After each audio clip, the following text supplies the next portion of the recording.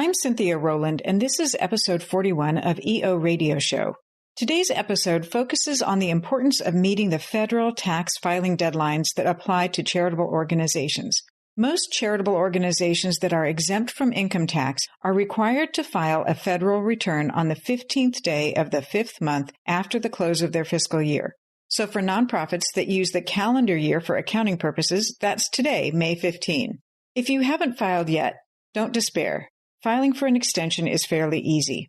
In this episode, I'll also touch on what penalties can apply if your organization fails to meet these filing requirements. Welcome to the EO Radio Show, your nonprofit legal resource. Brought to you by the Exempt Organizations Group at Farella, Braun & Martel. My name is Cynthia Rowland, and I'm a partner at Farella. I'm a business and tax lawyer with more than 30 years of experience advising clients on nonprofit and charity law. Through this podcast, our lawyers and guests will discuss a range of legal and business issues impacting the nonprofit world because we understand you work hard every day to make your community a better place to live and do business. Many of our programs focus on the basics, and at times we'll do a deep dive into narrow and complicated legal issues. Again, welcome to the EO Radio Show. We're glad you're here.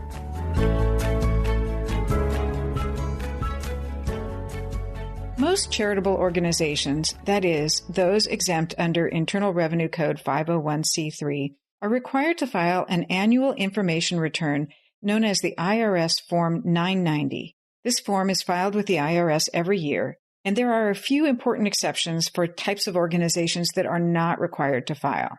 So the organizations that don't file Form 990 include church organizations, and that includes a church, an interchurch organization of local units of a church, a convention or association of churches, the integrated auxiliaries of churches, church-affiliated organizations that manage the funds or maintain retirement programs for the church, a school below college level affiliated with a church or operated by a religious order, church-affiliated mission societies if more than half their activities are conducted in or are directed at persons in foreign countries, exclusively religious activities of any religious order. So those are all the church-related organizations that don't file Form 990. Also, state institutions don't file a Form 990. That is a state organization whose income is excluded under Internal Revenue Code Section 115. Governmental units or affiliates of governmental units also are not required to file a 990, even though they may technically be described in Internal Revenue Code 501c3. Several other special types of organizations have somewhat unique filing requirements. These include private foundations. They don't file the Form 990. They file a different form. It's different in many, many respects. And that's the Form 990-PF for Return of Private Foundation.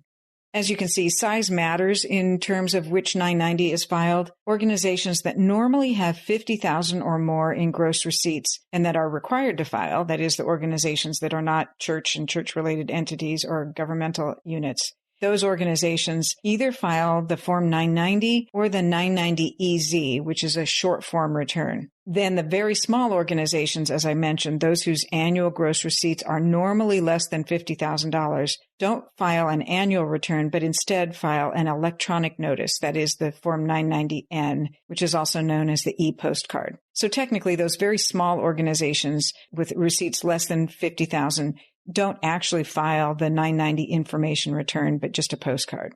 So thinking about the organizations that are required to file the 990 information return, that return is due on the 15th day of the fifth month after the end of the organization's fiscal year. So, for example, the return of an organization whose fiscal year ends on June 30 would be due on November 15 of that same year.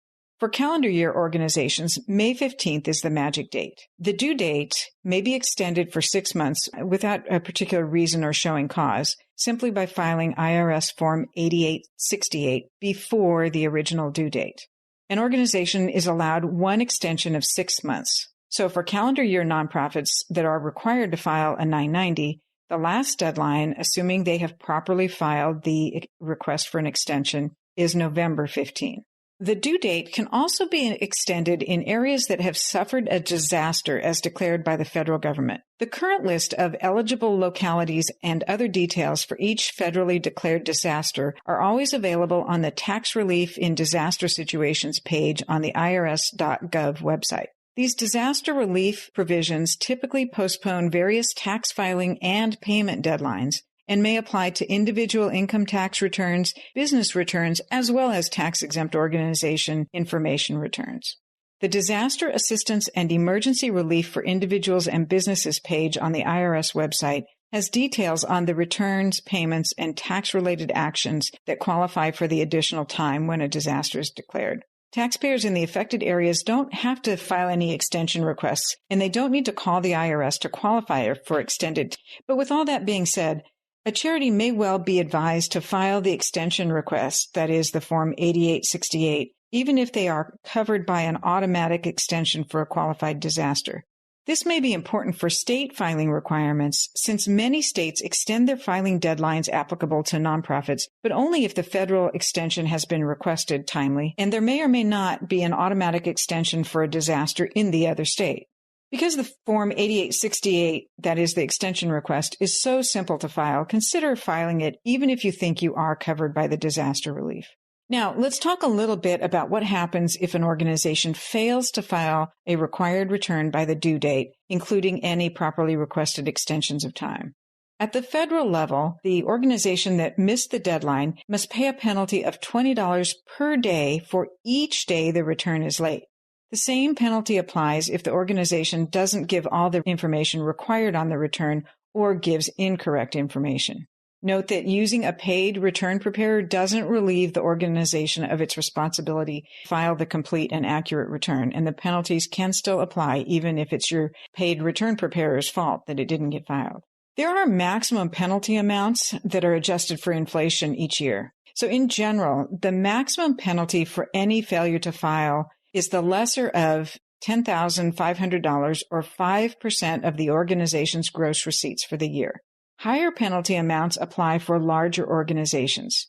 So the inflation-adjusted amount now for returns required to be filed in 2022 for an organization that has gross receipts over $1,094,500 for 2022, the failure to file penalty is $105 per day, up to a maximum of $54,500. So that's a lot of money in penalties that can add up if the organization, particularly a large organization, fails to file a return.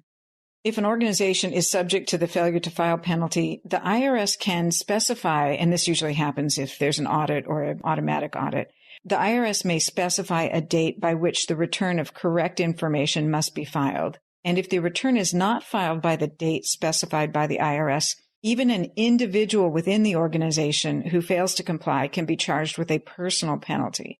The maximum penalty on individuals for failure to file in this scenario won't exceed $5,000, but still, you don't want to get into that situation.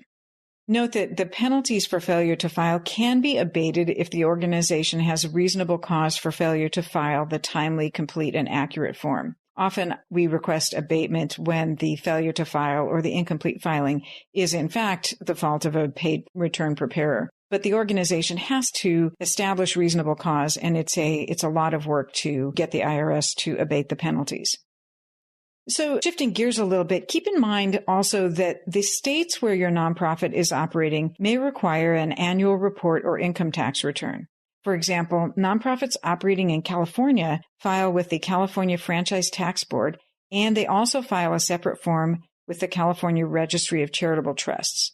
Both of those forms are ordinarily due at the same time as the federal Form 990 and allow for the same extension of time, but only if the federal extension is timely requested.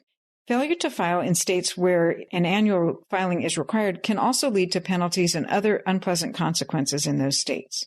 Finally, there's also that ultimate penalty on nonprofits who fail to file the required federal returns. For charities that are required to file Form 990 or 990-PF, if the organization fails to file for 3 consecutive years, it will automatically have its tax-exempt status revoked. This is a big deal for charities. Organizations whose tax-exempt status was automatically revoked can apply for reinstatement of their tax-exempt status. But that's a big project, and it's a bigger topic that I'll cover in a future episode. For curious listeners, I'll link to some reinstatement resources in the show notes, along with a lot of other links to IRS forms, instructions, and useful IRS sites to get you on your way to meeting your federal filing requirement for this year. And be sure to check your local state filing requirements in all the states where you're operating so that you manage to file extensions and stay in compliance in those states as well. So that's all for this episode. I'm Cynthia Rowland, and you've been listening to EO Radio Show, your nonprofit legal resource brought to you by the Exempt Organizations Group at Farella, Braun & Martel. If you have suggestions for topics you would like for us to discuss, please email us at eoradioshow@fbm.com. That's eoradioshow@fbm.com. Thank you for joining us. Until next time, make a difference.